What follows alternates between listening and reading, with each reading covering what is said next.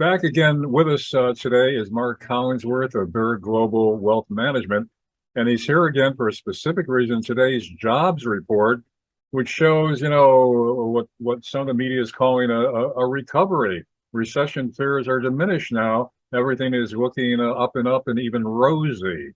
So, Mark, what's the real story? Well, it's rosy from people that are up for re-election here in the next few months. But beyond that, it's not, because the jobs number, what it basically says is now the Fed's going to have to be more aggressive because the Fed uses what's called the Phillips curve. The theory is the lower the unemployment rate, the higher the inflation rate goes. So this gives more fuel to the fire that the Fed's nowhere near cutting interest rates. Well, now, in terms of the jobs, it says this is now exceeded pre-pandemic levels in 2020. Now, does that mean they're going above and beyond the jobs that were closed down because of the pandemic? Or is it mostly people returning to the jobs that they had before the shutdown? They have created some new jobs out of this, but the vast majority of it is simply people that were fired because of the lockdowns and then simply rehired. It's not a person leaving company A and then being hired at company B. They're simply being told to go home from company A and returning to company A. Well, in balance then, is this good news, bad news, or mixed news? I think it's probably, to a degree, it's probably more leaning towards bad, because the Fed clearly wants to raise interest rates to the point that they drive down inflation.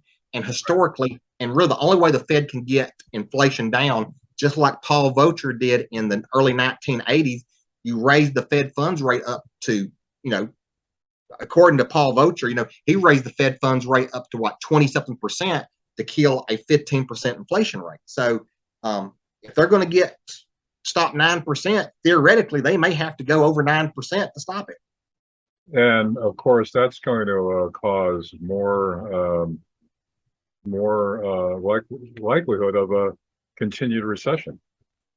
That is correct. And this is also another thing. A lot of people, and of course, it always irritates when you have politicians on TV and they understand nothing about recessions. In a recession, the unemployment numbers are actually the very last thing to go. Manufacturing numbers, PPM numbers, all those numbers will start to slow down well before them. And actually, a lot of times you'll actually see the job market actually improve 3 or 4 months before they officially declare it as a recession. Well, again, this Reuters news report says the sustained labor market strength could give the Fed the latitude to keep aggressively hiking interest rates. Like, that's a good thing. That's bad. I'll use an example. The jobs were still being created in late 2007.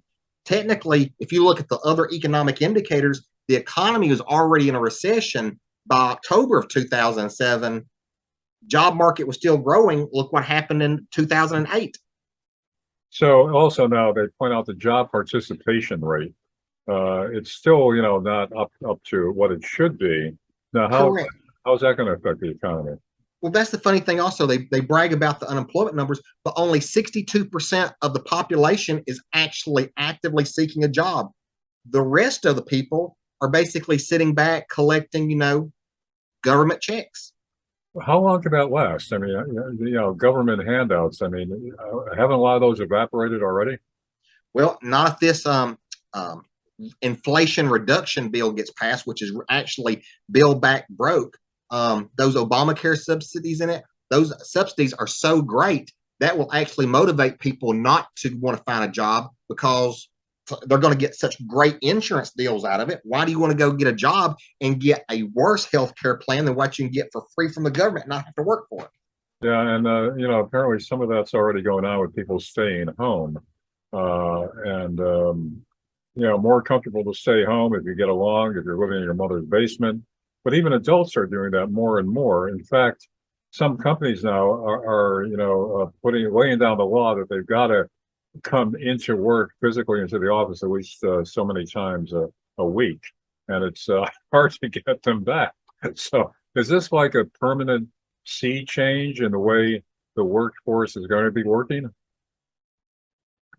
It could. I mean, I've always seen, the technology has grown to such the point. I mean, you really don't have to have physical offices anymore. I mean, look at us. Here we are having a meeting over the internet, and we're what, a good 1,000 miles apart. Yeah. But, apparently some of the employers are saying now that their own studies or observations have shown that the productivity is not as great because there's not as much interaction and exchange of information when you have employees in one area. Do you find that valid? I do. When the pandemic originally started, you actually saw an increase in productivity because people were so happy to be at home. They would sit there, they'd take a break. Nobody's looking over their shoulder. If they before they go to bed, they may check their emails and they respond to something versus being in the actual office. You may not get a response to that email until the next day. But now they're becoming complacent in that. The people are like, hey, if I have an email on my computer before I go to bed, I'll just check it in the morning when I get up. If they even check it then, shoot, there's probably some people that probably aren't even opening up their computers at home until 11 or 12 o'clock in the day. So, yeah, it's starting to flip to the opposite side now. All right. Now, again, the participation rate, it fell to 62.1% from 62.2% in June, a small decline. Now, what was it before the pandemic, the participation rate? Was it significantly higher?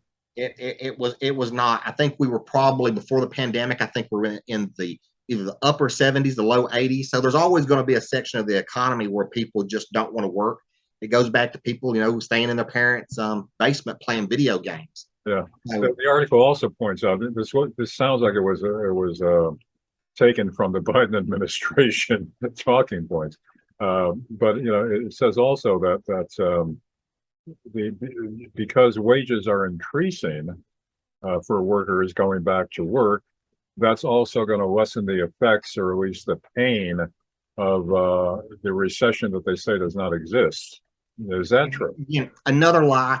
If the prices of the products you're buying in the stores go up 9% and your wages go up 2%, you're still in the hole 7% on the wages. It does no good. It's just a lie. It's just something they're trying to put a positive spin on something that has a mute point. The new jobs that are being created, beyond what they're just returning to, although the article makes it sound like these are all new jobs, and a lot of the TV pundits are saying the same thing. They lead you to believe that these are all new jobs without saying, no, really, the bulk of them are just being returned to jobs. But beyond that, the ones that are new jobs, where are they coming from? Those jobs are actually being formed in the hospitality, in hotels, casinos, and things like that because of all the pent-up demand. People have been kind of stuck in their homes. They want to do more traveling. They want to do more gambling, casinos. So you're seeing those new jobs are being created at hotels, restaurants, and things of that nature. Also, seasonal hiring is beginning for Christmas? Correct. You can see some early hiring right now. It's really what because at the end of summer you normally see the back to school season. They usually bring on new people for the back to school season to take that little bit of extra bump because kids like to have new clothes when they go back to school. They have that little bump, and those people kind of stay on until they get into October, to when they really start piling on the new workers for the Christmas shopping season. Yeah.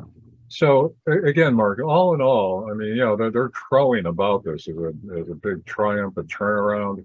Things are getting better, and you don't see it that way to some degree or no degree at all. Well, this thing, if you got to look at it from this perspective, if things are getting bad, that's going to make the Fed sit back and go, hey, maybe we need to slow down these interest rates. If things are really good, all that does is alleviate the problem where the Fed goes, hey, everything's great. We can raise interest rates more and more. And from my experience, there's a point to where you raise interest rates too much. Like, give you a perfect example. When the Federal Reserve started raising interest rates in 2006, probably a great idea. When the economy started slowing in 2007, they kept raising interest rates. And I think they pushed those interest rates a tad bit too far. If they started cutting rates a little bit sooner, I think they probably could have avoided 2008. And so far, the indications are they're going to continue with significant increases every oh yeah. The jobs number report today. Before today, there was the expectation at the next Fed meeting, which is in September, was a 50 basis point hike. Now, because of these job numbers, now the people are predicting a 75 basis point increase. Because why again? Because the more people are getting jobs. You got to remember the goal here. When you hear the Fed on TV saying, "Hey, we're trying to reduce demand to cause inflation to come down, reduce demand and let supply go up," what they're really saying, what that's where the Fed speak, or what they're saying behind closed doors. We want people to lose their jobs. That's really what's saying. That's the only effect. Raising interest rates. That's the end result, is to make people lose their jobs. But as politicians, because Fed governors are politicians, because it's all politics, they can't get on TV and say, "Hey, we're purposely trying to raise interest rates for you to lose your job." Now, also in terms of pent up demand, I could see it maybe in hospitality, some travel and all that, although the gas prices, I think, would impinge on that. But even for other goods, uh, won't that be affected again by the supply chain situation, which is continuing?